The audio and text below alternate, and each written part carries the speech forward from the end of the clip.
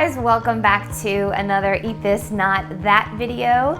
The last one I did like this, you guys seem to really like. Y'all have been asking me to do another one for quite some time now. I know it's taken me a while.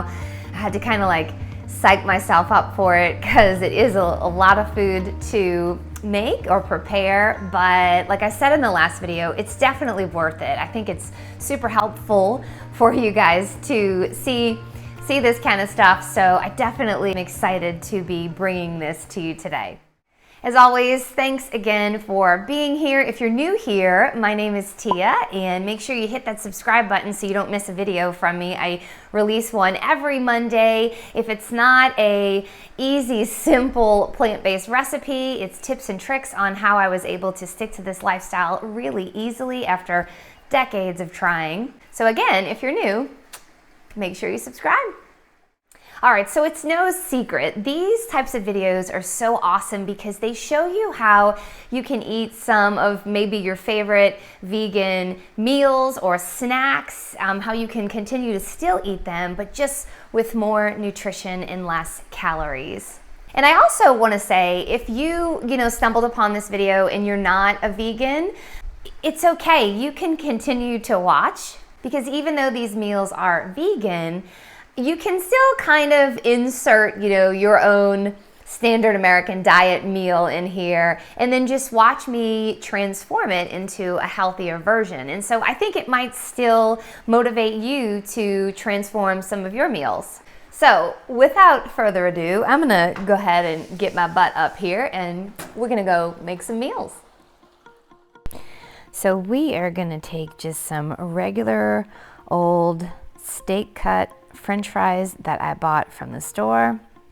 These are obviously pre-packaged in a bag. They have oil in them. I don't know if you know that, but even if you don't add oil to pre-packaged French fries, usually they still have oil in the ingredients, adding to the amount of calories and fat that you are consuming. So we're gonna go ahead and just organize these on a pan and then pop them in the oven. But let's go ahead and make our own French fries. So I'm just taking 3 regular russet potatoes and I'm gonna peel them really fast and then we're gonna slice them and pop those in the oven as well.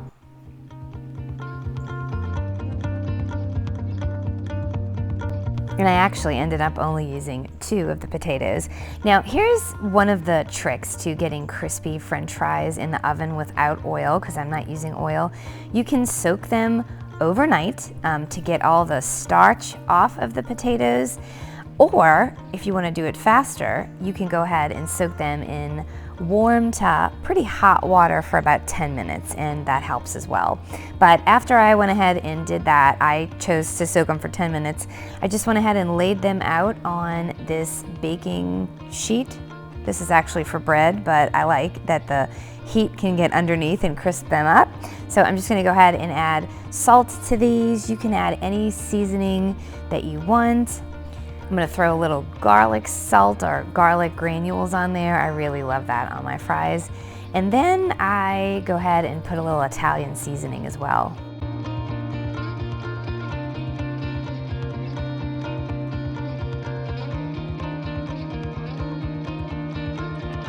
And then I'm gonna pop these in the oven, and I'll put in the description box how long I baked everything for. But here are the differences in the fries. Now these are the store-bought fries that I got at the store. They look great, but to me, these homemade ones look even better. And boy, did they come out super crispy and delicious. But let's go ahead and compare the differences in nutrition here. Not only do I want you to take note of the calories, but look at the fat, the fiber, and the protein content for all of these meals or snacks that I'm showing you. There is quite a huge difference here. All right, moving on to a pretty popular snack, or maybe we should call it an appetizer, that we find ourselves eating quite a bit at restaurants. These are just tortilla chips. These have a little lime juice on them. I bought those from the store, but I always like to make my own at home because they are healthier. I just buy regular corn tortillas with no added oil. Now I get these from a company called Fiesta.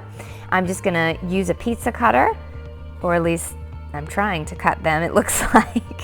But I'm just gonna cut these in 4s to make chips and then pop these in the oven. I believe I usually do these at 350 degrees for about 5 minutes. You wanna watch these because they cook really fast.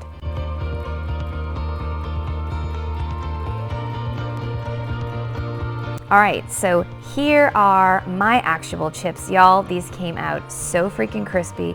They're delicious. You can go ahead and add, like squeeze a little bit of lime juice on them. I didn't have a lime, I only had a lemon, but hey, it's just as great. And then delicious. Dip them in salsa, or you can dip them in my homemade, vegan, oil-free nacho cheese sauce, which is delicious. Now let's go ahead and check out the difference in nutrition here. I mean, I don't know about you, but I'm gonna go ahead and eat the ones that say eat this, because those, number one, came out better, but they're just better for you. Now on to mac and cheese. This is a pretty popular dish with families, I would say, especially with kids.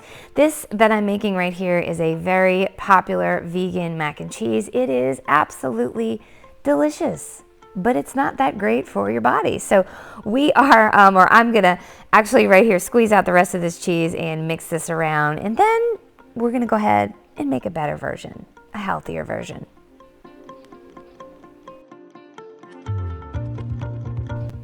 So let's move on to some mac and cheese that can be good for you. So I went ahead and cooked just about 4 ounces, which is about what was in the boxed mac and cheese, but I did about 4 ounces of whole wheat macaroni noodles. I'm adding a whole bag of broccoli in here.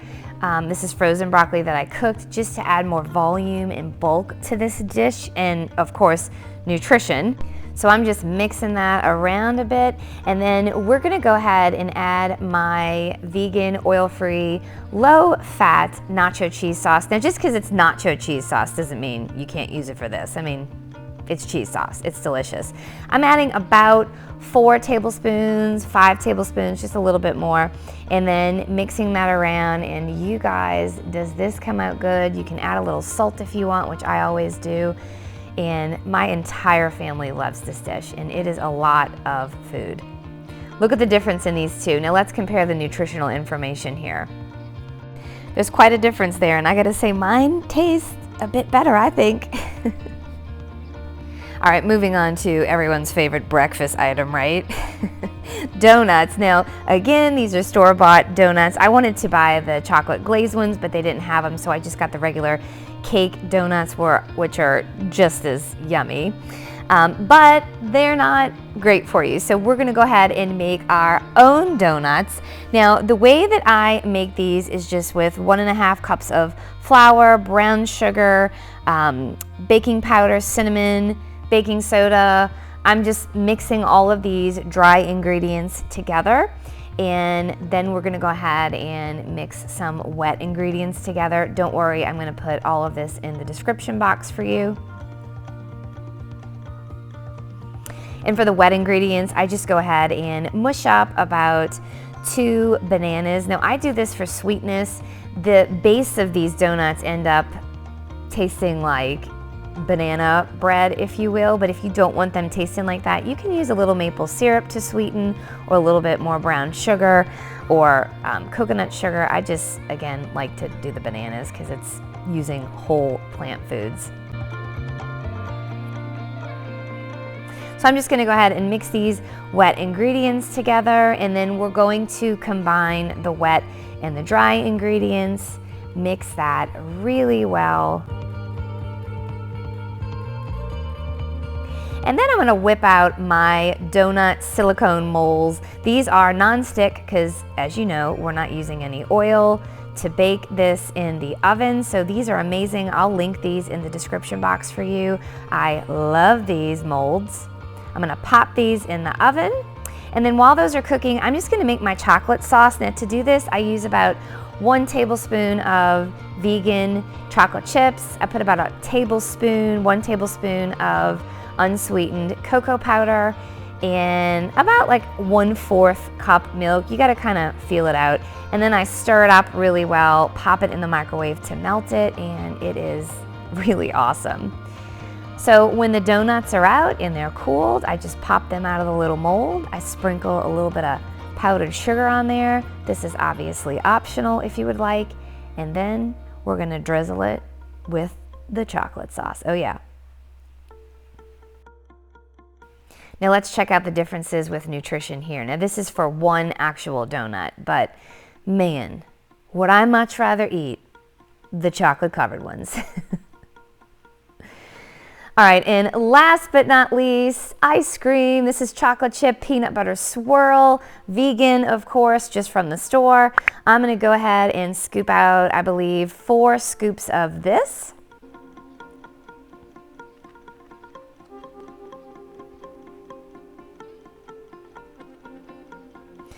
But, as you know, it's not the healthiest for us. So we're gonna go ahead and make our own ice cream. Now you may have heard the term nice cream before. That is what this is.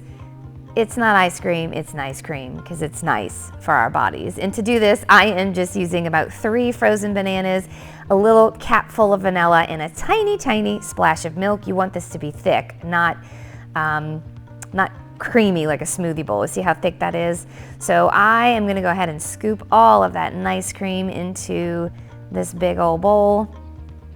I'm gonna stir in vegan chocolate chips. That's about a tablespoon. And then after that, we're gonna stir in our peanut butter swirl. Now to make this, I do about 1 teaspoon of peanut butter and about a tablespoon of PB2. That just keeps the calories and fat down on this. You can use, you know, real actual peanut butter if you will, but it's gonna raise the calories and fat for this actual ice cream. And we're gonna go ahead, we'll just do 4 scoops to compare. So we're gonna do 4 scoops of this ice cream, and oh my gosh, it is delicious. Oh, and we're gonna go ahead and add a little vegan chocolate chips on top of that. Yum. All right, let's compare the difference here. Quite a difference. Look at that fat content. And I don't know about you, but I prefer the nice cream any day. All right, that is it for today, my friends. If you like this video, please give it a thumbs up so I know you found it super helpful. Maybe in the future, I'll do more of these. Also, if you have a chance, make sure you check out my ebook, Simple Vegan Mama, where I share with you every single trick and tip on what I did to transform to this lifestyle really easily. It's all in there. And I also share with you some of the ways that I was able to lose 50 pounds of body fat pretty simple, just eating a whole foods plant-based lifestyle. Again, as always, like I say, thank you for watching. I totally appreciate y'all being here. You have no idea what it means to me to be able to share my journey with you. So again, I thank you, and I will be seeing y'all next week. You guys enjoy. Bye.